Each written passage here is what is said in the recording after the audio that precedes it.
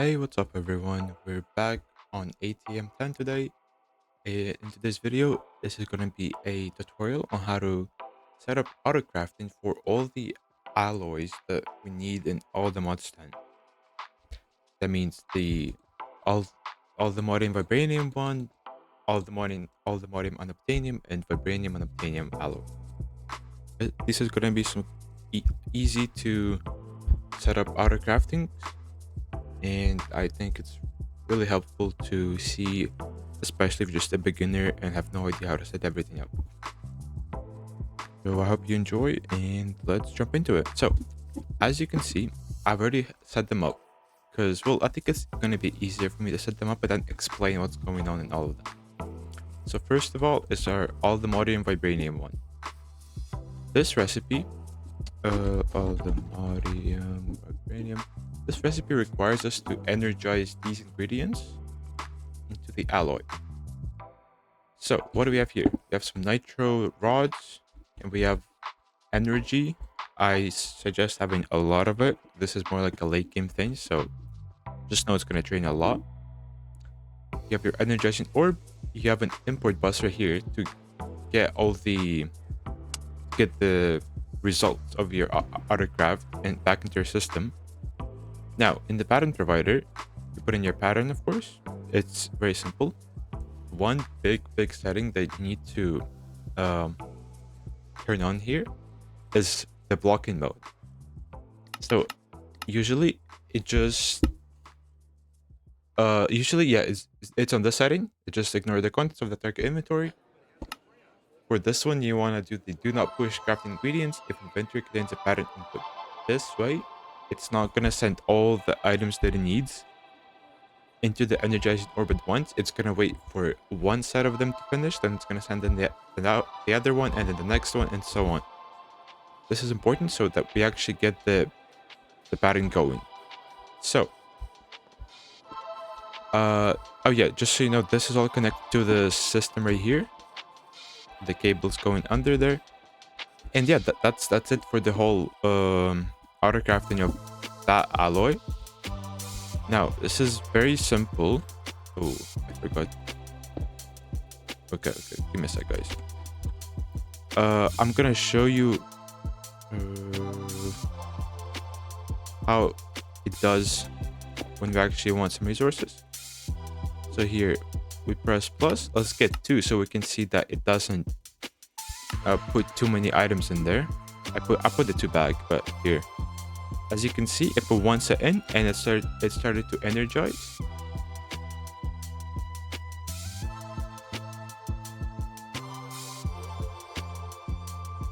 And now it took the first one out and it put in the setup items for the second one. So this is working perfectly fine. Now in our source system, we're gonna see that there's 3 of them now. Perfect. And so we can move on to the next one. Let's skip this one as this one's a bit more complicated and go straight to our vibranium unobtainium one. Now this one is actually a super duper simple one. You just put your pattern provider under the dissolution chamber. Here, I'll show you which one I'm talking about. Oh, never mind.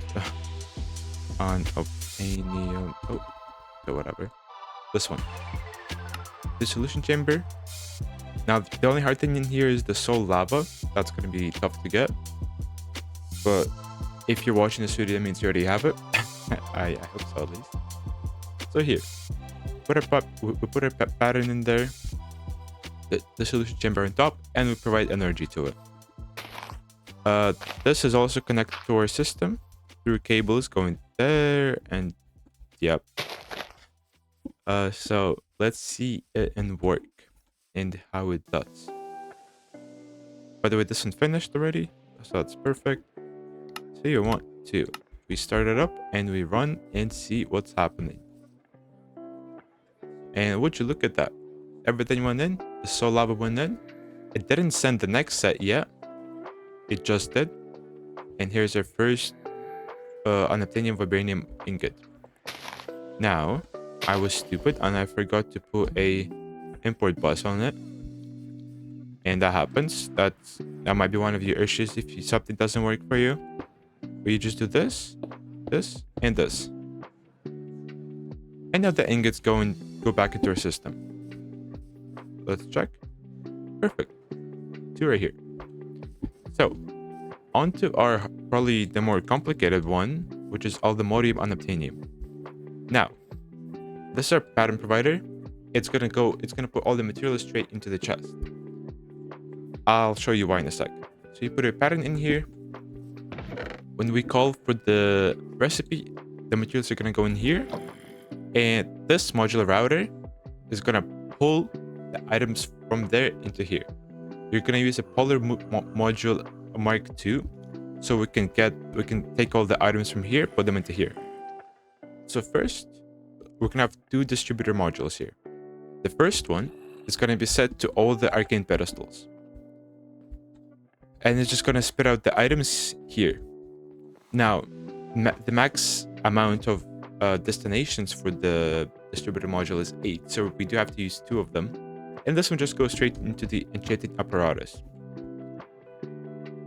And then this modular router is gonna pull from the middle, from the enchanting apparatus. But, oh, okay. I thought I put a blacklist thingy on, so it doesn't get the gem, but I don't think we need to do that.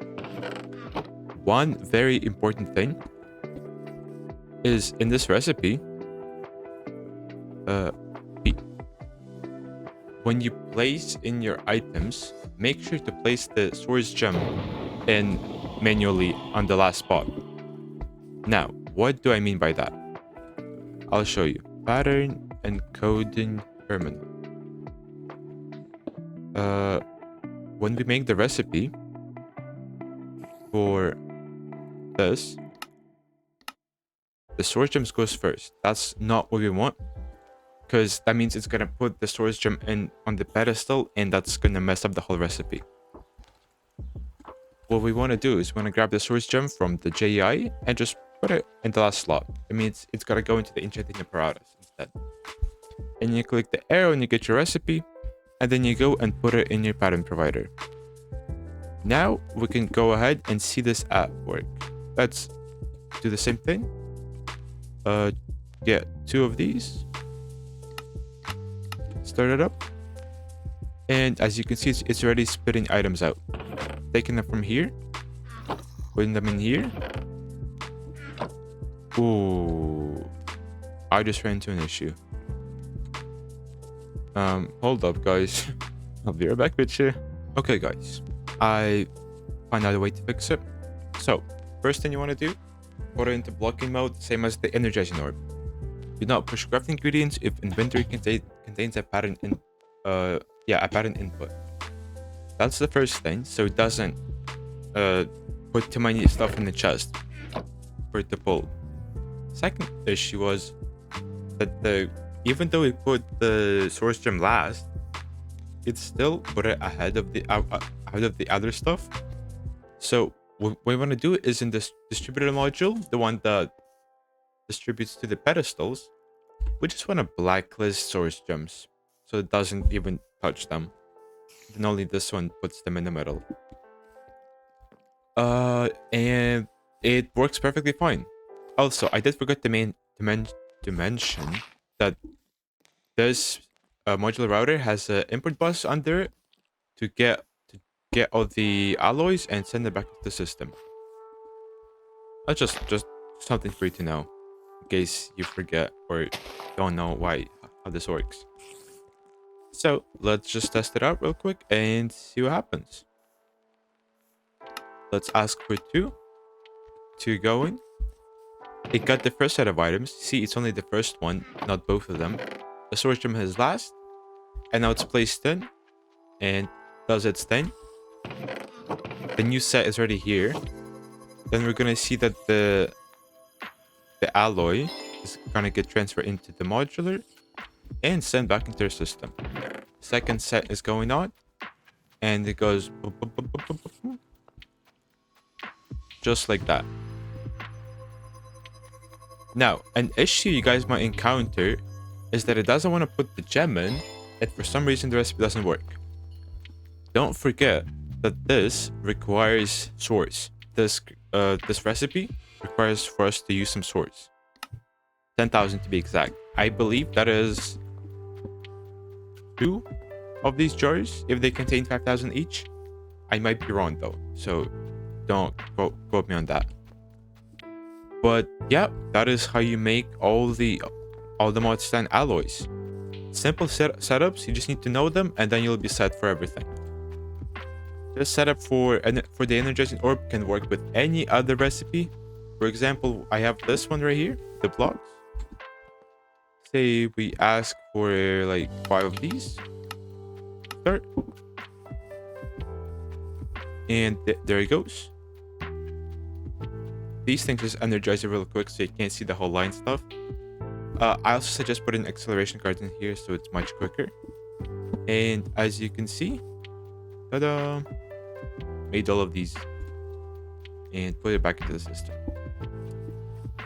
I hope you find this video helpful. Hope you enjoyed, and leave a like, subscribe to the channel. That helps a lot. And well, oh, I made a Discord server. I'll put it in the description. Join it. If you have any issues, you can ask me about it there. Any other news that I have, I'll post them on the Discord channel. Any suggestions that you guys have for what I should do next, you could also leave them in the Discord channel. Yep, but that is gonna be it. Hope to see you next time, and bye bye.